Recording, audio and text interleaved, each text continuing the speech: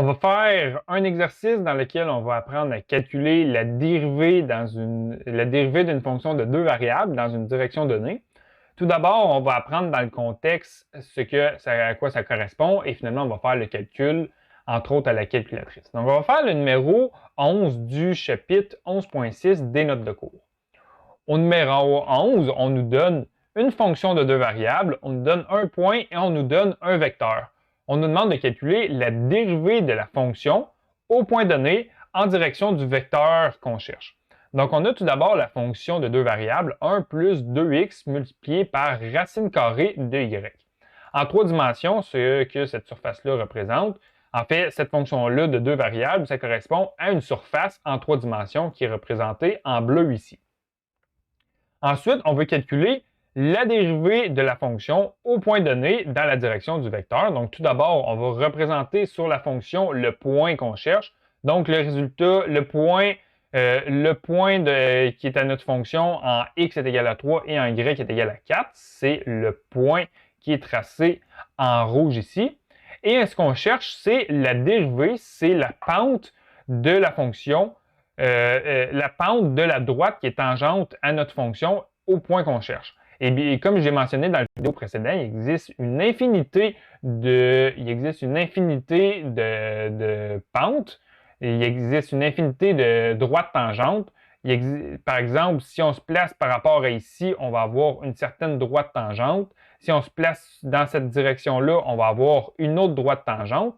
Et nous, la droite tangente qui nous intéresse, c'est celle qui a l'orientation suivante. C'est celle qui passe par le vecteur 4 dont la composante en x est 4 et la composante en y c'est moins 3. Donc, si je trace ce vecteur-là sur mon graphique ici, c'est le vecteur qui est en noir ici. Donc, ici, j'ai tracé le vecteur dont les composantes en x c'est 3 et les composantes en y c'est moins 4. Donc, nous, ce qui nous intéresse, c'est le vecteur, c'est le taux, c'est la pente de la droite tangente qui passe par le point ici, qui est tangent à ma surface en trois dimensions ici et qui a l'orientation suivante, qui a la même orientation que ce vecteur-là. Donc, si je trace la droite tangente à ce point-là, qui a la même orientation que mon vecteur gradient ici, ce qu'on va obtenir, c'est cette droite-là. Donc, cette droite-là, c'est la droite tangente qui passe par mon point ici. Et je m'intéresse au taux de variation de cette droite tangente-là. Donc, c'est ça qu'on va faire dans ce numéro-là. Donc, ici, on a la fonction de deux variables, 1 plus 2x multiplié par racine carrée de y. Donc, ce qui nous intéresse, avant de calculer la dérivée dans n'importe quel sens, qu'on va faire, on va calculer le vecteur gradient de notre fonction. Donc, on doit calculer la dérivée partielle selon x et la dérivée partielle selon y. On va débuter d'abord avec la dérivée partielle selon x de notre fonction. Donc, la dérivée partielle selon x de notre fonction de deux variables. Et ça, dans le fond, on cherche la dérivée, on va calculer la dérivée de 1 plus 2x racine de y selon dy. Et ça, quand on calcule ça, on peut faire par exemple le calcul à la calculatrice. J'ai précédemment défini la fonction de deux variables, 1 plus 2x multiplié par racine carrée de y. Donc, pour calculer la dérivée partielle selon x, on va faire shift moins, donc on va calculer la dérivée selon x de ma fonction f de x virgule y. Et on obtient donc 2 multiplié par racine de y. Donc ça, c'est égal à 2 multiplié par racine de y. On va ensuite calculer la dérivée partielle, mais selon y.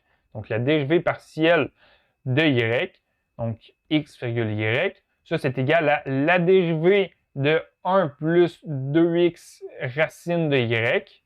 Ça va être divisé par dy, donc dy. Et ça, je vais faire le calcul encore une fois à la calculatrice. On va calculer la dérivée selon y, cette fois-ci, de la fonction f de x virgule y. Et on va obtenir x divisé par racine de y, x divisé par racine de y. Donc là, on a trouvé les composantes x et y de notre vecteur gradient. On a donc le vecteur gradient de notre fonction f qui est égal dont les composantes en x, c'est 2 racines de y, et les composantes en les composantes en y, pardon, sont x divisé par racine de y. Maintenant qu'on a trouvé le vecteur gradient, on doit multiplier le vecteur gradient au vecteur unitaire qui pointe dans la direction qu'on cherche. Et nous, ce qu'on a ici, c'est le vecteur v. Mais le vecteur v, ce n'est pas un vecteur unitaire. Si on calcule la dimension de ce vecteur-là, on va trouver qu'il y a une dimension de 5. Et nous, ce qu'on doit utiliser, c'est un vecteur de longueur 1. Donc, pour trouver notre vecteur unitaire u, ce qu'on va faire, on va prendre notre vecteur v qu'on a et on va le diviser par sa longueur. Donc, si on a un vecteur qui a une certaine composante en x et une certaine composante en y. Et ça, c'est un vecteur qui a une longueur de 5.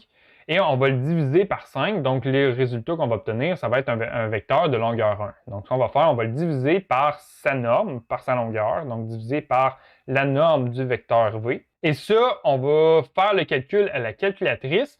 Donc, on va tout d'abord déclarer notre vecteur v. Donc, notre vecteur v, c'est un vecteur dont la composante en x est 4 et la composante en y, c'est moins 3. Donc, on va déclarer notre vecteur v. Donc, premièrement, on va faire CTRL et ouvre la parenthèse. Donc, là, on ouvre les accolades, le symbole pour les vecteurs, la calculatrice, et on va écrire 4, moins 3. Donc, on a une composante en x de 4 et on a une composante en y de moins 3 et on fait Enter. Et là, ce qu'on va faire, on va calculer le vecteur divisé par la norme du vecteur. Donc, on va faire v divisé par la norme de v. Il existe une fonction déjà définie dans la calculatrice pour calculer la norme, donc norm.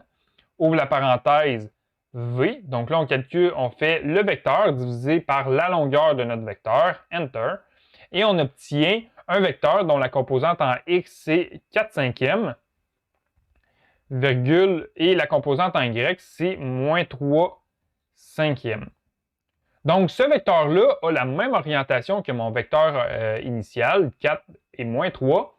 Et la particularité de ce vecteur-là, c'est qu'il a une longueur de 1. Donc, si par exemple, je calcule la norme de mon vecteur, norm de mon vecteur ici, on a une longueur de 1 ici. Donc, si on voulait faire les calculs à la calculatrice, on aurait pu calculer la norme en faisant racine carrée de la composante en x au carré plus la composante en y au carré. Donc, ça nous donne la longueur du vecteur. Donc là, ce qui nous intéresse, c'est la dérivée de notre fonction f', mais cette fois-ci dans la direction du vecteur unitaire qu'on cherche. Donc, la dérivée partielle selon notre vecteur u. Et ça, pour le calculer, on va faire la dérivée partielle, on va faire le vecteur gradient de notre fonction multiplié par notre vecteur unitaire u. Et ça, ce qu'on va faire, on va prendre la composante en x de notre vecteur gradient, donc 2 racines de y multiplié par la composante en x de notre vecteur gradient, 4/5, à laquelle on va additionner la composante en y de notre vecteur gradient, x divisé par racine de y, qu'on va multiplier par la composante en y, à laquelle on va multiplier la composante en y de notre vecteur unitaire, donc moins 3/5. Donc ça ici, c'est l'équation de la dérivée partielle selon u. Et nous, ce qu'on cherche, c'est la dérivée partielle selon le vecteur u, mais à un point donné, on cherche le résultat de la dérivée au point x est égal à 3 et y est égal à 4. Donc, on cherche la dérivée partielle au point x est égal à 3, x est égal à 3 et y est égal à 4. On va donc, dans notre équation ici, remplacer x par 3 et y par 4. Ici, ce n'est pas y, c'est 4. Donc, on va faire 2 fois racine de 4 multiplié par 4/5 plus 3 divisé par racine de 4 multiplié par moins 3/5. Donc ça, quand on effectue le calcul, on obtient 23 dixièmes, ou en nombre décimal, c'est égal à 2,3. Donc, en d'autres mots, le taux de variation de ma droite tangente ici, ma droite tangente en orange, qui est tangent à ma surface en 3 dimensions de ma surface de 2 variables, de ma fonction de 2 variables, qui passe par le point x est égal à 3 et y est égal à 4, et qui est également dans le même sens que mon vecteur de mon vecteur ici, x est égal à 3, x est égal à 4 et y est égal à moins 3, le taux de variation de cette droite tangente-là est de 2,3.